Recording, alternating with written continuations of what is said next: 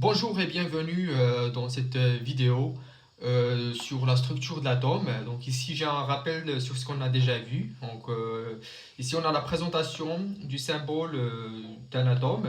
Donc Z c'est le numéro atomique ou bien le nombre de protons. A c'est le nombre de masses et N c'est le nombre de neutrons. Et on a ici cette relation qui est très importante. A est égal à Z plus N. Donc avant de passer à l'exercice 1, j'aimerais bien d'abord parler de la notion des isotopes. Donc en fait, on appelle isotope d'un élément donné des atomes ayant le même nombre de protons, le même Z, ou bien le même numéro atomique, mais le nombre de neutrons N est différent. Donc si on vient ici, donc un isotope ou bien un élément peut normalement se trouver de différentes façons dans la nature. Okay? Mais en fait, cet élément-là, il a le même Z, ok? Il a le même nombre de protons, c'est ça. Mais en fait, le nombre de masses A, ou bien le nombre de neutrons, ok? Il est différent. Donc, pour être clair, on a ici un exemple, par exemple l'hydrogène.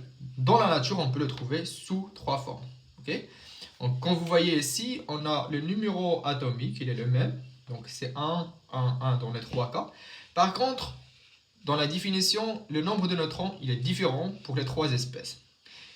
Le nombre de neutrons, il est lié au nombre de masses par cette relation. Donc, bien que, on trouve ici donc, des nombres de masses qui sont différentes. 1, 2, 3. Donc, c'est ce qu'on appelle des isotopes. Et dans la nature, donc, le premier isotope ici de l'hydrogène, donc 1, 1, c'est le plus abondant, à une proportion de 99,7%. 2, 1H, il présente que 0,3%. Et 3, 1H, on les trouve sous forme de traces. Ici, on a l'exemple du carbone. Donc, le plus abondant dans la nature, c'est le carbone 12, okay, avec un nombre de masses de 12. Donc, ici, le carbone 13, il présente que 1%, et le carbone 14, il est sous forme de traces. Par contre, le numéro atomique, il est le même dans les trois cas. Okay. Donc, passons maintenant à l'exercice numéro 1. Donc, un atome de fer possède un numéro atomique, Z égale à 26. Normalement, le fer, on le trouve ce différentes proportions, ce différents isotopes. Okay. Mais nous, dans cet exercice-là, on a choisi de travailler avec cet isotope qui est le plus abondant, c'est le 56. Okay. Donc ici, la première question, c'est calculer le nombre de masses N et puis déterminer ANZ pour Fe2+, et Fe3+, ainsi que le nombre des électrons. Donc, commençons par la première question.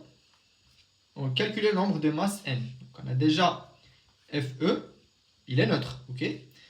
Donc, 26, c'est Z, ici, c'est 56. Donc, ici, c'est le numéro atomique, d'après ce qu'on a déjà vu dans ce rappel. Et ici, 56, c'est le nombre de masses. Donc, d'après la relation, A est égal à Z plus N pour déterminer N.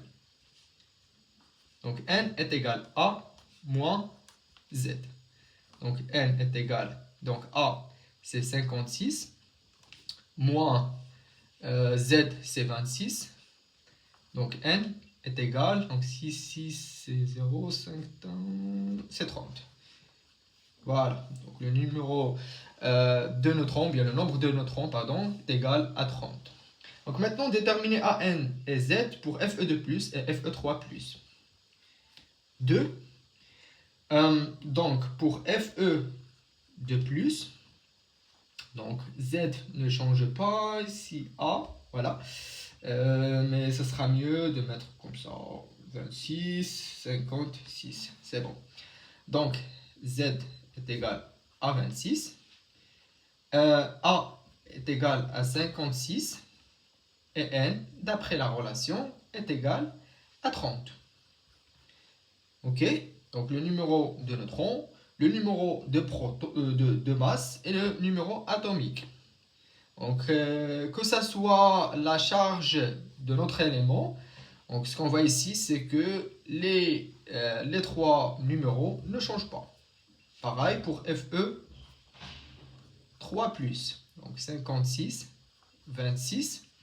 Ok, donc Z est égal à 26, A est égal à 56 et N est égal à 30. Parce que déjà en fait, si on prend l'atome du fer, voilà, à 56 et 26, voilà, donc en fait le nombre de protons est égal à 26. Okay? Parce que déjà le nombre de protons est égal au numéro atomique. La définition. Okay. Donc le nombre de neutrons, donc, ce qu'on a déterminé ici, donc c'était 30. Et le nombre d'électrons, donc là, c'est dans ce cas-là où on va avoir une différence. Là, on a un atome qui est neutre, donc il n'a pas de charge. Il n'a pas perdu d'électrons, il n'a pas gagné d'électrons. Donc ici dans ce cas, pour être dans l'équilibre, donc pour être stable, donc le numéro de protons est égal au numéro d'électrons. Donc le numéro d'électrons pour l'atome de fer qui est neutre est égal à 26. Ok. Par contre ici, dans ce cas, l'atome du fer, il a perdu 2 électrons. Ok. Donc le nombre d'électrons dans ce cas-là est égal. Normalement, à l'état neutre, on a 26 électrons. Mais ici, là, dans ce cas, le fer a perdu 2 électrons. Donc 26 moins 2, qui est égal à 24. Donc, dans ce cas, donc, on a 24 électrons.